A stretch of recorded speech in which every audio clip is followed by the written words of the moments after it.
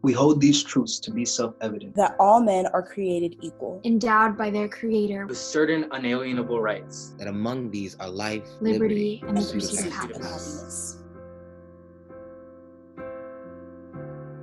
What is your biggest fear and hope for the future?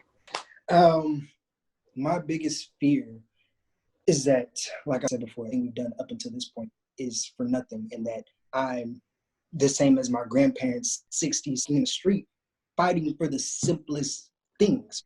We're just asking for equal. We're just asking to matter.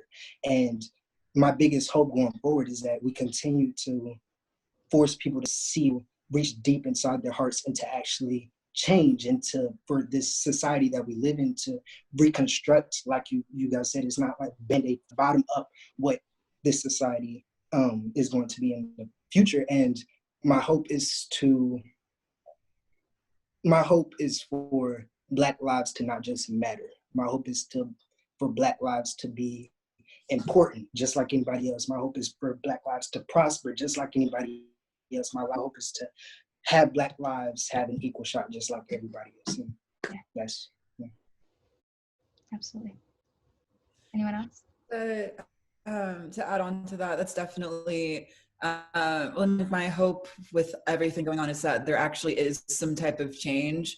It would be devastating to have gone through all of the stuff while in the midst of a pandemic, people outside protesting, risking getting COVID, advocating for equality, and it be for nothing. And so I hope that there really is some change that comes out of it.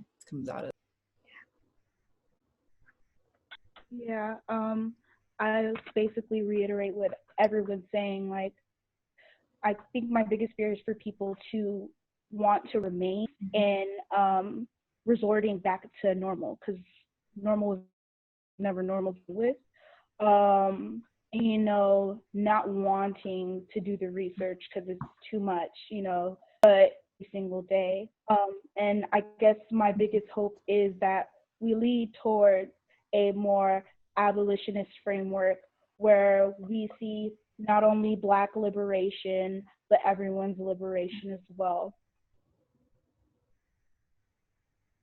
I want to say that my biggest, I'm going to call it a concern, is for the well-being of these faces I'm looking at, and your friends and your peers, and because you guys are really holding a lot on your shoulders.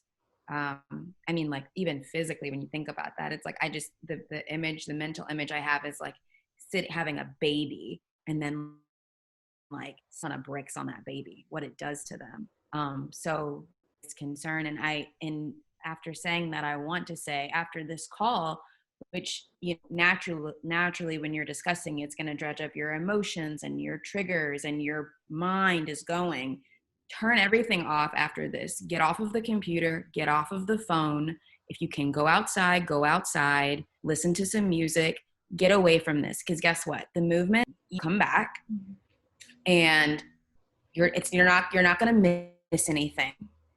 And you're obviously not going to really forget. I think that there's some fear, like, oh my God, if I stop, then what am I going to miss? Am I going to miss something important? Like I need to be moving. And like, you guys, you can take a step away, and you actually really need to. And my other thing I want to say, is about, it's a plug this Thursday, because we're talking about voting for summer, and it's specifically geared towards Gen Z and millennials, but mostly Gen Z. I host it with Rosario Dawson, and it's like got all of your favorite people talking, activists, etc. And I think that it would be an important thing if you want to share that with your friends who are turning 18, etc., just to make sure that they're getting out to vote. I think a concern would be a lack of progression and a global unwillingness to recognize wrongdoing and a refusal of change. The worst thing that we do, or that could harm us as a civilization, is to not do anything, to refuse to look at ourselves the way we really are, to refuse to look at others.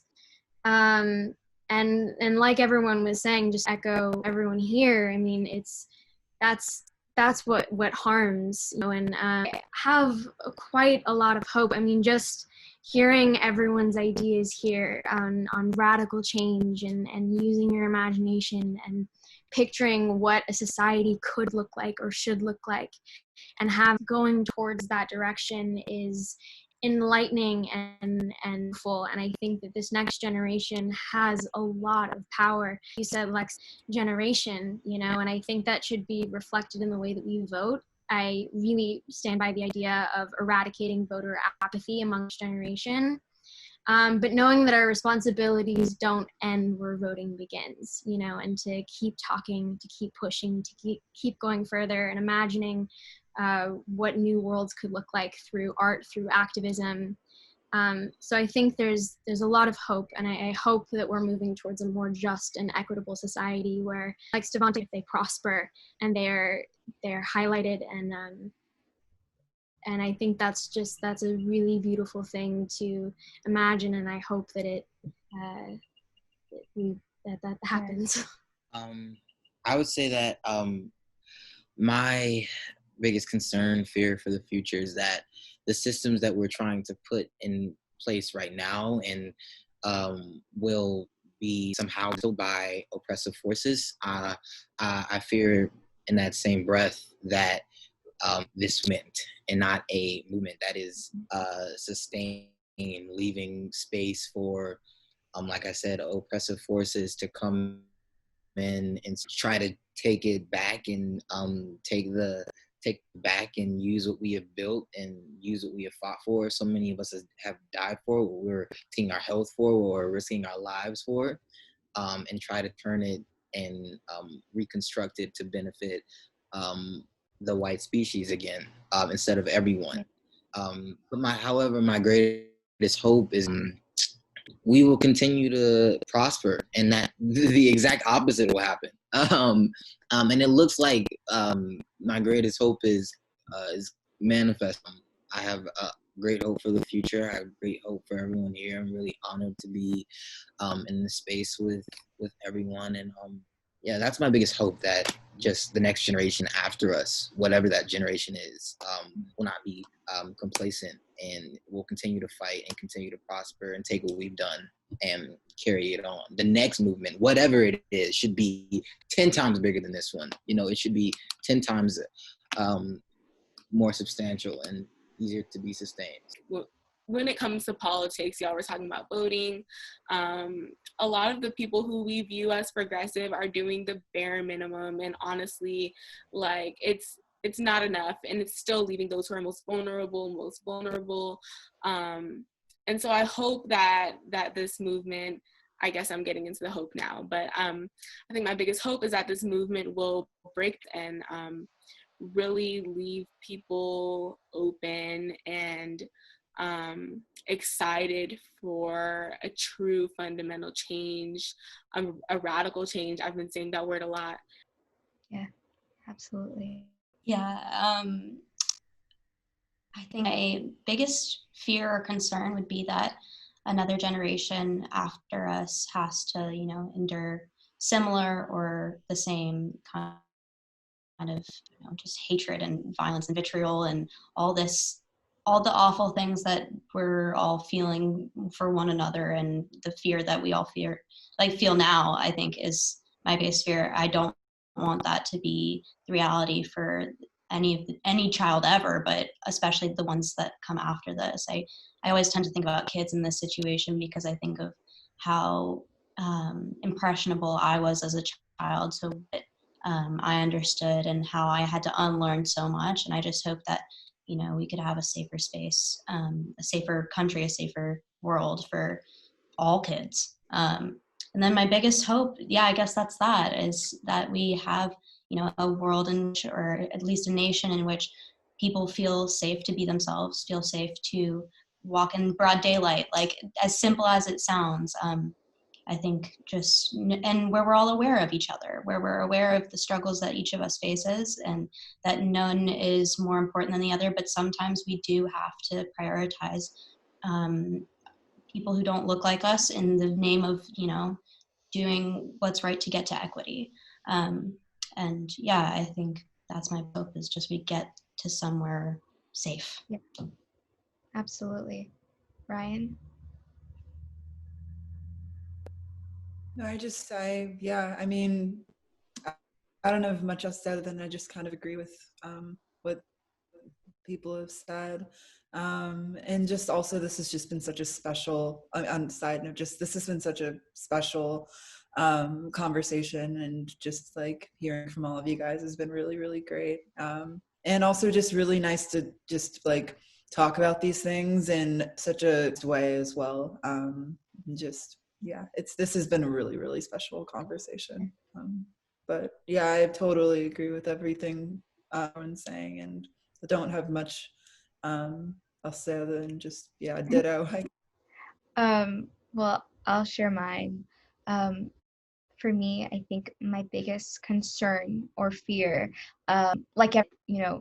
20, 40 years from now, our kids, the next generation is still going to have to be fighting. We're still going to continue to see us, constantly being beaten and killed in the streets by people who are supposed to protect and serve us. Another fear of mine is that, the constant erasure Black women and Black trans women continue to go on for decades, because especially I know with what happened to Toyin and Salua, just the mere fact that, she was tweeting, she was crying for help.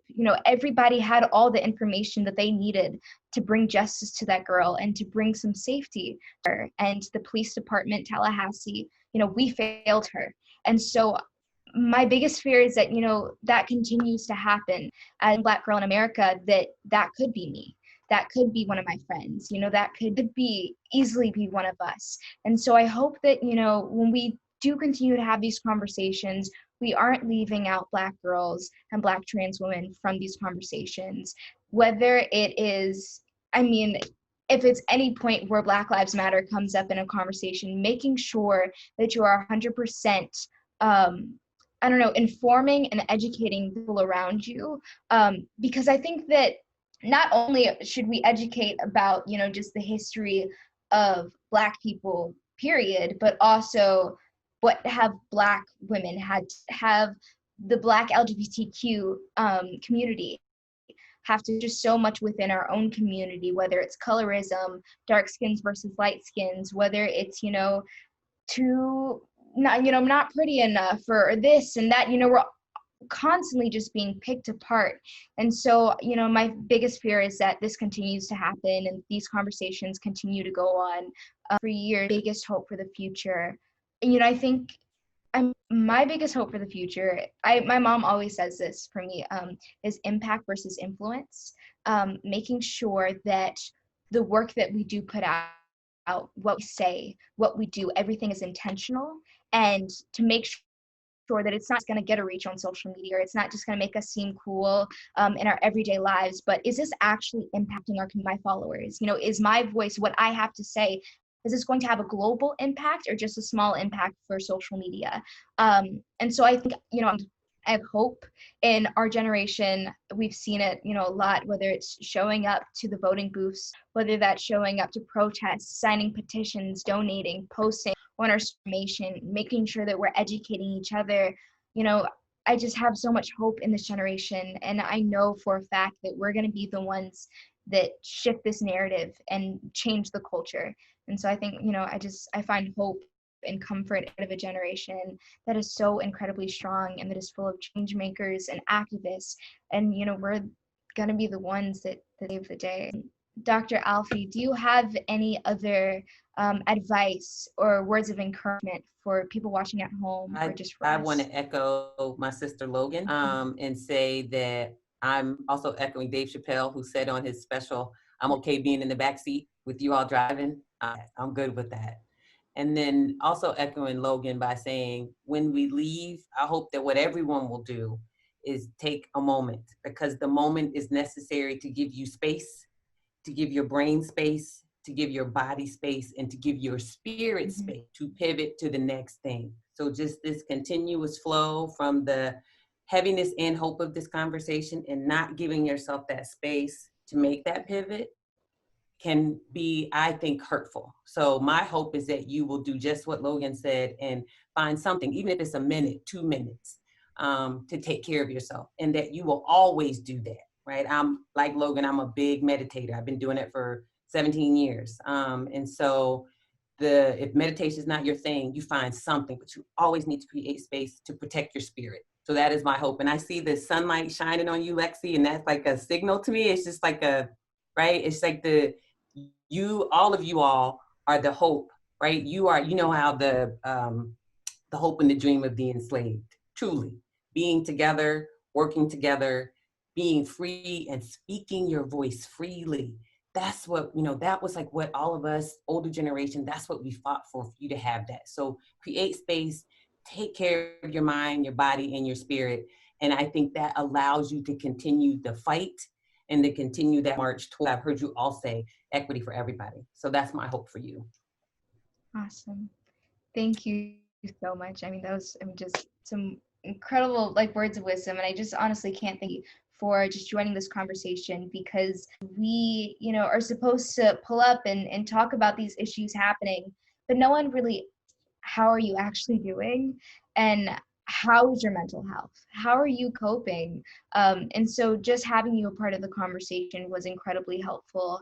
I can't thank you enough. I just wanted to say thank you all so much for joining this conversation. These are conversations that need to be had, especially during this time.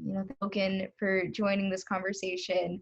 I just want to say, ever since I was little, you have been just somebody that I have looked up to and have had, for representation. And so, to now be in these scenarios where I get to have these conversations with you and you're pouring into me and my peers, it means everything.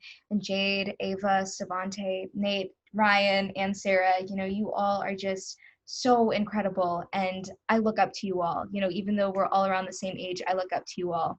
And I constantly, whether it's what you're posting on social media, Jade, us texting, or Stevonte, us, having conversations, just this sense of community and being there for each other. I just can't thank you all enough for being a part of this conversation, and just know that, I'm always here for you.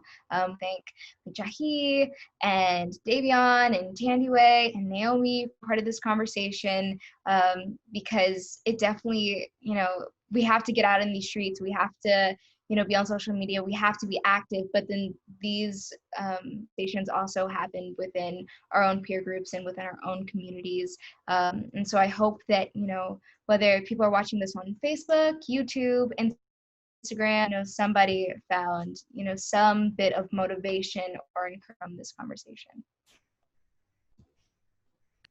Awesome. Thank you, Lexi. This was Thank you. Thank you so much. This is so cool. Thank you, Lexi. Thank you all. Thank you guys so much. You help us, we help them. Compassion is ingrained in love. That's the answer, but we answer to the opposite direction of the cause. Black bodies, they don't care. You see me unaware of what's on my mind. Black bodies, oh, I need you to see me, yeah. I got some good change in my heart. That's where change gotta start. That's where change gotta start.